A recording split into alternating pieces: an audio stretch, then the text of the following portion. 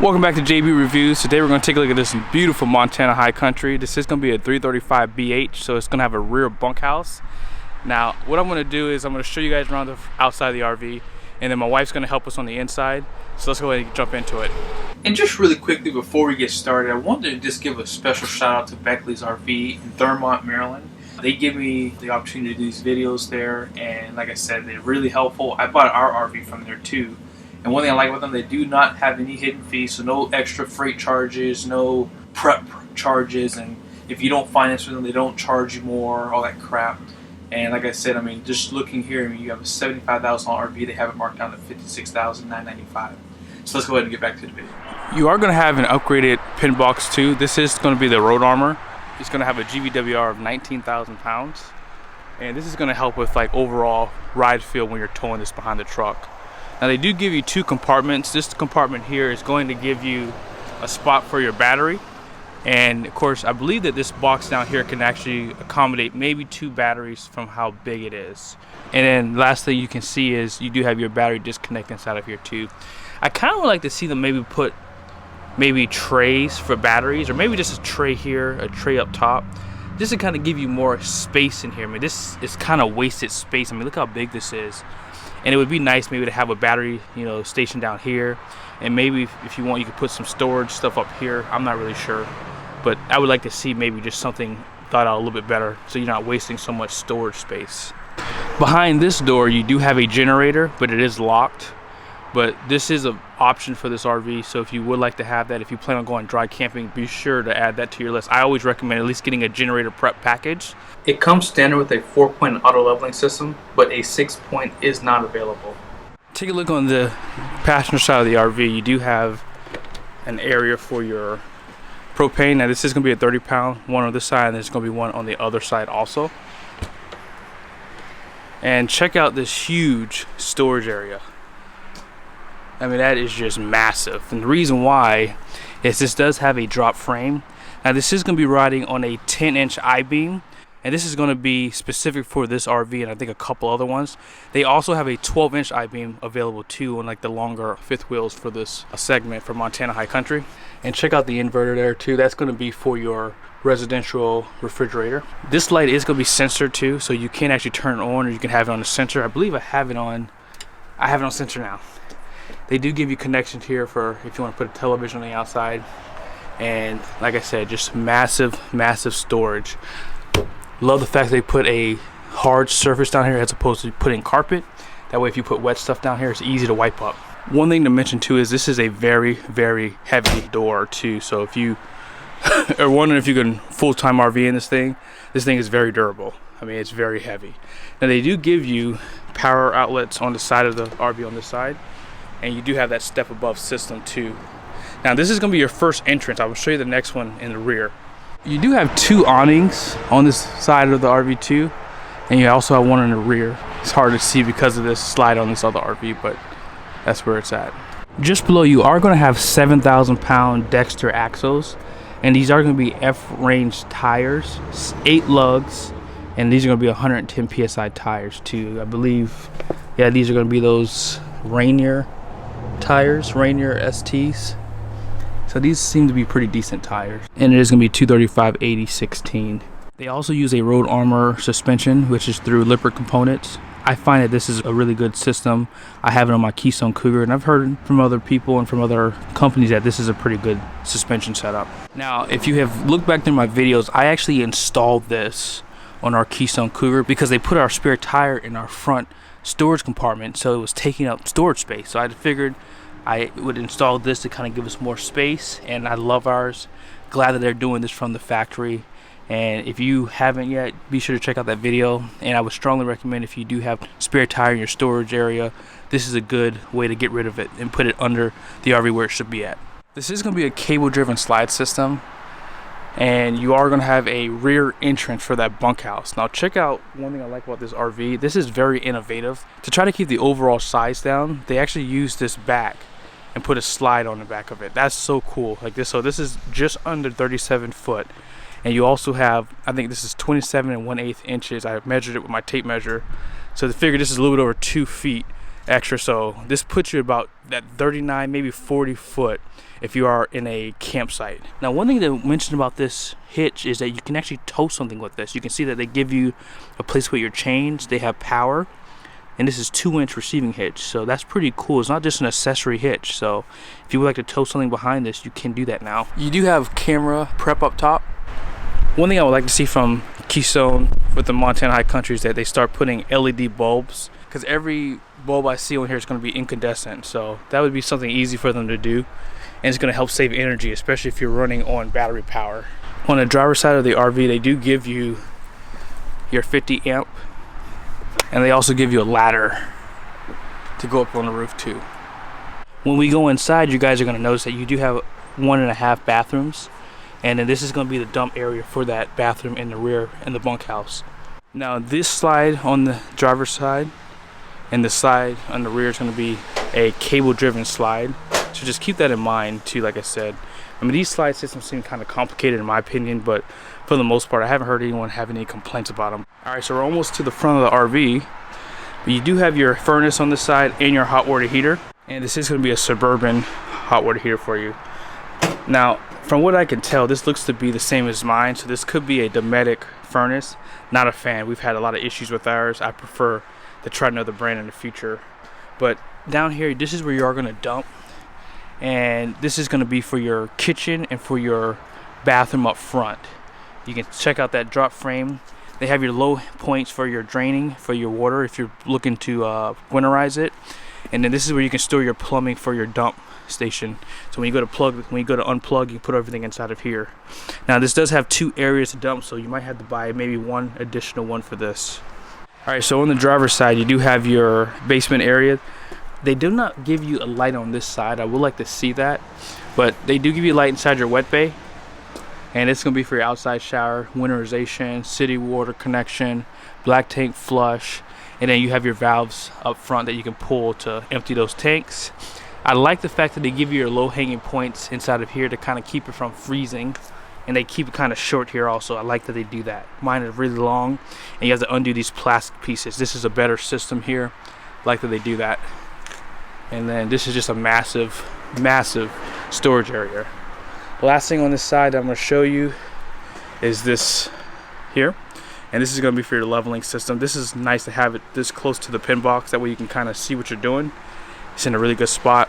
Now, this also is going to be a cable driven slide, and they do give you some rollers too under here. Alright, let's go ahead and take a look inside to see how it looks. Alright, so take a look at the interior of this RV. I mean, this is absolutely beautiful, and this ash color wood is almost better than white. What do you think, babe? I really like it. I like the interior a lot.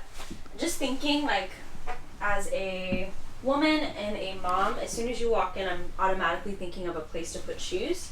So maybe you could just, you know, do a basket here or something of some sort. I do like the table and how it has an extra leaf, so you can have someone else sit here, and it's pretty easy to pop up.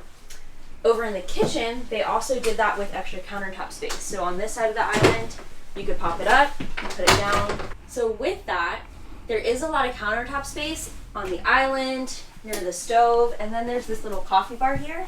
They give you an outlet up here, as well as one underneath. So you could make your coffee in the morning, and there's plenty of cabinet space as well. I really love this. I feel like they made it with a home in mind. Even thinking about us, how we're living full time, it feels more like a home. So this is their pantry, and what I love about it is, first of all, the height.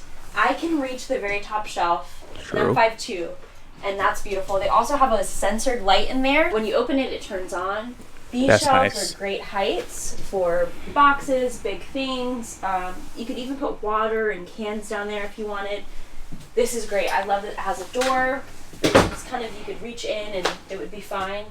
The refrigerator is big, along with the microwave. It's a standard size. Yes. Again, plenty of cabinet space in here, which is lovely. There's even more above the television.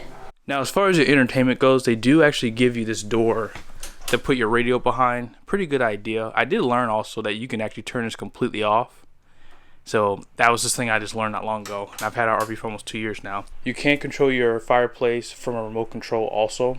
And you do have looks to be a 40-inch television. Now the reason why they do a smaller television is to give you more counter space.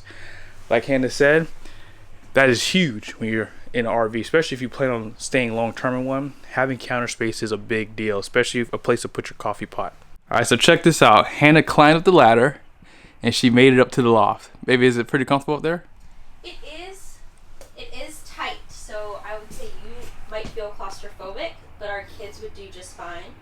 And then there's enough space here too if you wanted to put some baskets. If you have children, you could put baskets in between. Oh, that's nice. To separate them a little bit and to keep their clothes or toys. And one thing I do like is they still put those nice roller blinds up top. They did.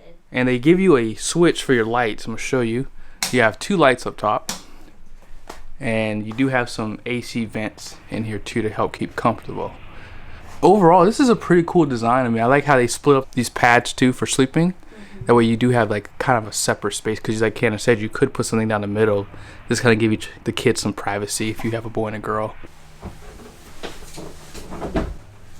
So this is the bunk room. It has a door where you could completely separate it, which I like. And as Justin showed you outside, this is all a bump out towards the back, which is nice. So if you're a grandparent, or if you don't have children, or you're just not using this area at all, you can literally close the door and never think about that space, and you don't have to ever bump that out. If you do want to use it, say the grandkids come in town, or you do have children or friends or whatever, you can open it up. They have their own entrance on this side, which is kind of cool. It's like a little guest house.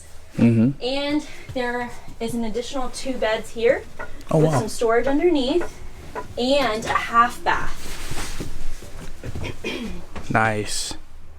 I'm not sure why RVs put the mirror really high, but I'm 5'2" and I can only see the top of my head. I'm not sure why.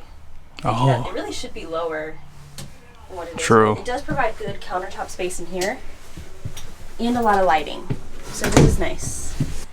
Up here we have the bathroom and the master. What I love about this bathroom is it has 2 doors. It has the pocket door to go into the master room, and then from the hallway there's an entrance as well. I love how spacious this bathroom is. Wow, Plenty of countertop space, cabinet space, and then again the mirror. I need a step stool to see it. The pantry, my height. The mirror, Justin's height. So that's really nice. And then the door swings in. Yeah, they couldn't really do a pocket door here, could they? So from the master, like that pocket door, again, lots and lots of cabinet space. Look at that. And even though it's deep, I can still reach into it. In our bathroom, it's very narrow in the corner, and I have to kind of like reach really far and don't know. It's like a black hole. I don't know what I put back there. Yeah.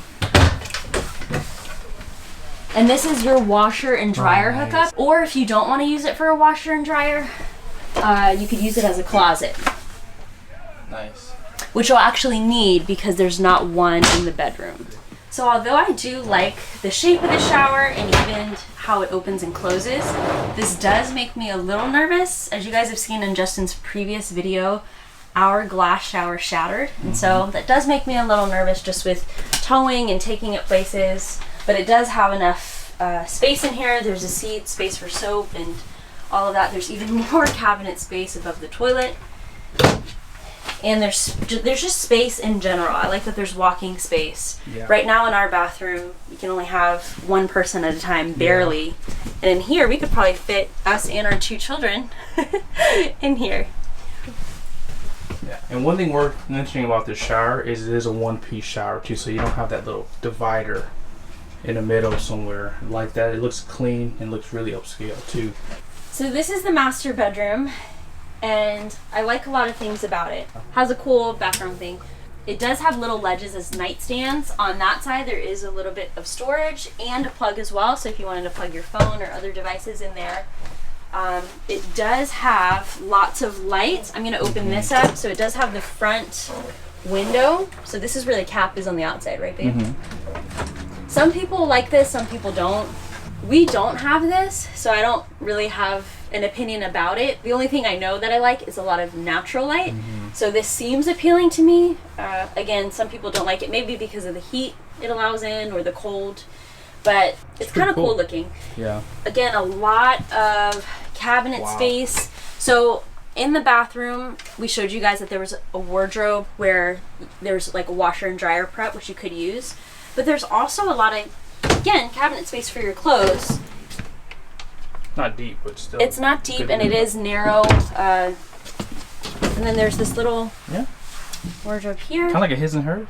Yeah, in a sense, because there's one on this side as well. So you can't fit much in here, but if you choose this life, you're not choosing to have a lot of stuff. You gotta minimalize. Absolutely. But I do like that they continued with the wood in here instead of carpet.